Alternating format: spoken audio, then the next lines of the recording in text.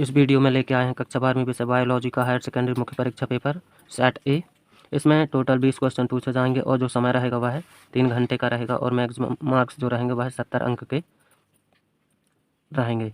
तो आप लोग इस पेपर को देख लीजिए और ये वही पेपर है जो कल आप लोगों के से पूछा जाएगा और इसमें वही क्वेश्चन हैं जो 100% परीक्षा में पूछे जाएंगे। तो आप लोग चैनल को लाइक, सब्सक्राइब, शेयर, कमेंट कर लीजिए और साथ ही अपने दोस्तों को भी भेज दीजिए।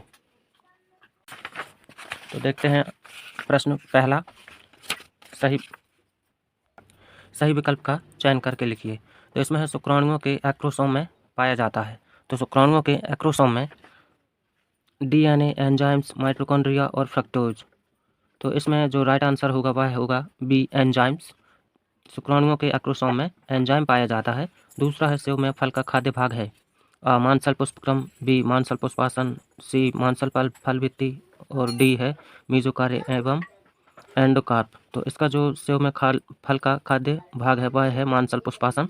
तीसरा है एंटीकोडॉन उपस्थित होता है 1 RNA पर, mRNA पर, RNA 1 पर या दा है उपर्युक्त सभी पर। तो इसका जो राइट आंसर होगा वह होगा tRNA पर।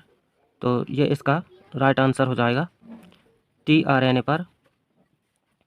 चौथा है डायनासोर अथवा सरीसृप का स्वर्णिम काल है मेसोजोइक, एजोइक, सीनोजोइक और पैलियोजोइक। तो इसका जो राइट आंसर होगा बच्चों वह होगा मेसोजोइक।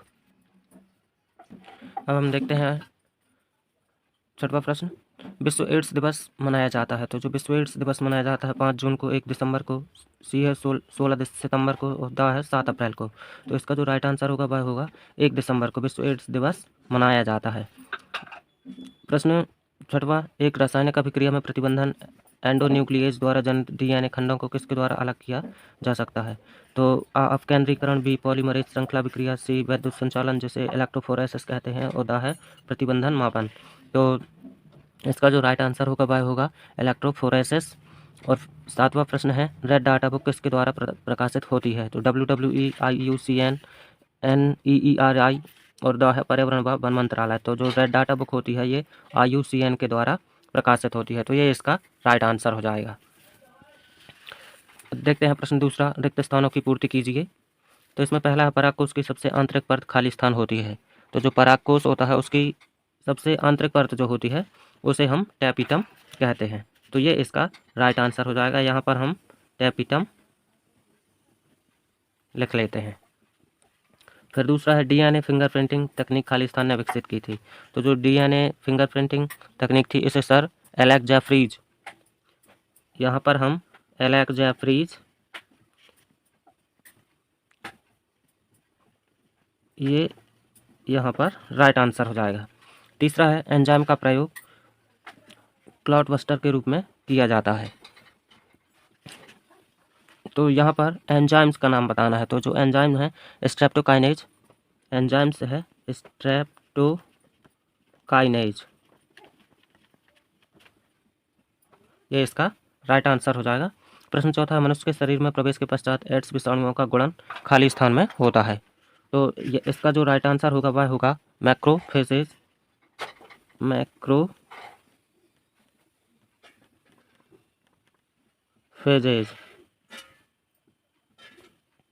प्रश्न 5वां है, मृदा में पाया जाने वाला जीवाणु खाली स्थान एक कुशल जेनेटिक इंजीनियरिंग के रूप में कार्य करता है। तो जो एग्रोबैक्टीरियम होता है वह एक कुशल जेनेटिक इंजीनियर के रूप में कार्य करता है। तो यहाँ पर हम लिख लेंगे एग्रोबैक्टीरियम,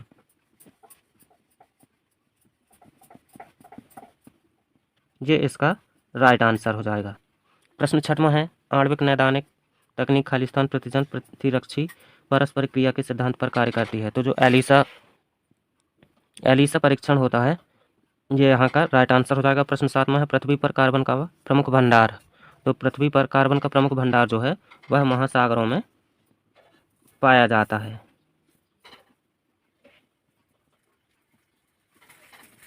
अब हम देखते हैं प्रश्न तीसरा, सही जोड़ी बनाइए। तो जो IUCD है, IUCD, तो IUCD copper and copper T, तो ये इसका पहले का राइट आंसर हो जाएगा। दूसरा है एक लिंगी पुष्प उत्पादन। तो जो एक लिंगी पुष्प उत्पादन है ये बाह्य प्रजनन युक्ति होती है, तो ये दूसरे का राइट आंसर हो जाएगा। तीसरा है इरविन चारगाफ। तो इरविन चारगाफ जो थे वो 4 युग्मन की पूरकता के लिए राइट आंसर हो जाएगा, तो ये तीसरे का आंसर हो जाएगा।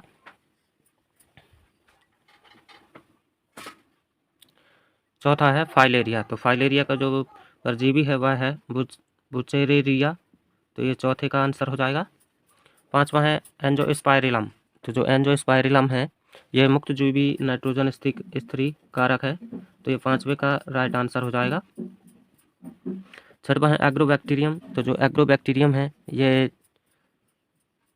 ट्रांसफर एंड DNA, तो ये इसका राइट आंसर हो जाएगा।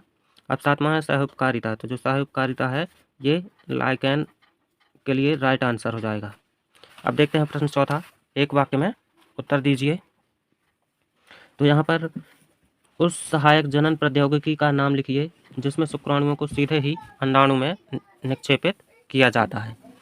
तो इसका जो राइट आंसर होगा वह होगा ICST। इसका राइट आंसर होगा ICST। कोशिका द्रव्य शुक्राणु निक्षेपण। दूसरा है निषेचित न होने पर पीतपिंड कार्पस ल्यूटियम का क्या होता है। तो निषेचन न होने पर पीतपिंड कार्पस ल्यूटियम का क्या होता है, तो इसका जो राइट आंसर होगा वह होगा ये प्रोजेस्टेरोन को बनाना बंद कर देता है।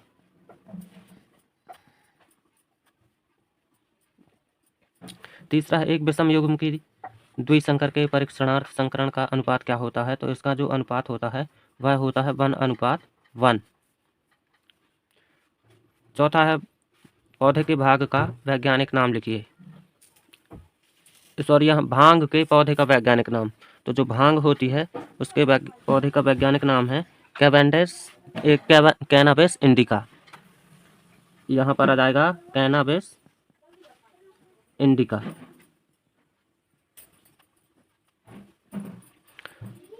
बा है पांचवा। तो किसी ऐसे संक्रमणकारी का नाम लिखिए जिसमें ना तो DNA पाया जाता है और ना ही RNA। तो इसका जो राइट आंसर होगा प्रियॉन्स इसका राइट आंसर होता है, जिसमें ना तो DNA पाया जाता है ना ही RNA। छठवां है जीवाणु विहीन हवा के बुलबुले किस प्रकार के बायो रिएक्टर में प्रयोग किए जाते हैं। तो इसका जो राइट आंसर होगा स्टीयर्ड टैंक बायो रिएक्टर। सातवां है तापमान के व्यापक परास को सहन करने में सक्षम जीव क्या कहलाते हैं। तो ये कहलाते हैं पृथुतापी।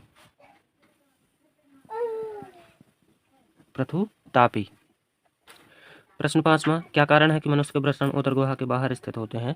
तो जो वृषण होते हैं इनको शुक्राणु जनन की क्रिया के लिए जो न्यूनतम तापमान होता है वो 2 से -2.5 डिग्री सेल्सियस की आवश्यकता होती है, और जो शरीर का तापमान होता है वह 37 डिग्री सेल्सियस होता है, तो जिसके कारण तापमान अधिक होता है, इसलिए जो वृषण होते हैं वह उदर गुहा के बाहर होते हैं। अथवा एक आवृतबीजी पुष्प के उन भागों के नाम बताइए जहाँ नर एवं मादा युग्मकों का विकास होता है। तो नर जो होता है वह पुमंग होता है, जिसे हम पुंकेसर कहते हैं, और जो मादा होती है उसे जयांग कहते हैं, और इस जयांग होता है और इसे स्त्री केसर कहते हैं। तो यहाँ पर नर एवं मादा युग्मकों का निर्माण होता है। प्रश्न छठवां है जंतुओं का हटाना गर्भ निरोधकों का विकल्प नहीं माना जा सकता, क्यों। अथवा है अंडोत्सर्ग को परिभाषित कीजिए। प्रश्न सातवां है कार्पस ल्यूटियम के कार्य बताइए। अथवा है असंग जनन क्या है। प्रश्न आठवां है मेंडल द्वारा अध्ययन किए गए मटर के पौधों के लक्षणों तथा उनके वैकल्पिक रूपों की सूची बनाइए। अथवा है ड्रायोपिथेकस तथा रामापिथेकस पर संक्षिप्त टिप्पणी लिखिए। देखते हैं अगला प्रश्न। प्रश्न 9वां, यदि एक द्विरज्जु की DNA में 20% साइटोसिन है तो DNA में मिलने वाले एडेनिन के प्रतिशत की गणना कीजिए। अथवा आनुवांशिक अफवाह को परिभाषित कीजिए। प्रश्न 10वां, वह कौन से विभिन्न रास्ते हैं जिनके द्वारा मानव प्रतिरक्षा न्यूनता विषाणु HIV का संचरण होता है। अथवा है प्राथमिक बहिर्स्राव के द्वितीयक उपचार के दौरान BOD किस प्रकार कम हो जाती है। प्रश्न 11वां है सूक्ष्म जीवों का प्रयोग ऊर्जा के स्रोतों के रूप में किया जा सकता है, यदि हाँ तो किस प्रकार। अथवा एलर्जी क्या है। प्रश्न 12वां है एग्रोबैक्टीरियम ट्यूबिफेसियस को प्राकृतिक जेनेटिक इंजीनियर क्यों कहा जाता है। अथवा है गोल्डन राइस क्या है। प्रश्न 13वां है मक्का के दाने की ऊर्ध्व काट का स्वच्छ नामांकित चित्र बनाकर उसमें प्राकुरचूल बरुधिका फल भित्ति व मूलांकुर को नामांकित कीजिए। अथवा है अंडाशय की अनुपृष्ठ काट का एक नामांकित आरेख बनाइए। प्रश्न 14वां एक संकर क्रॉस का प्रयोग करते हुए प्रभाविता के नियम की व्याख्या कीजिए। अथवा निम्न के कार्यों का वर्णन एक या दो पंक्तियों में कीजिए। तो पहला इसमें उन्नाया क्या प्रमोटर, बी है अंतरण आरएनए और सा है एक्सॉन। प्रश्न 15वां, सक्रिय एवं निष्क्रिय प्रतिरक्षा में अंतर कीजिए अथवा सूक्ष्म जीवों का जैव उर्वरक के रूप में उपयोग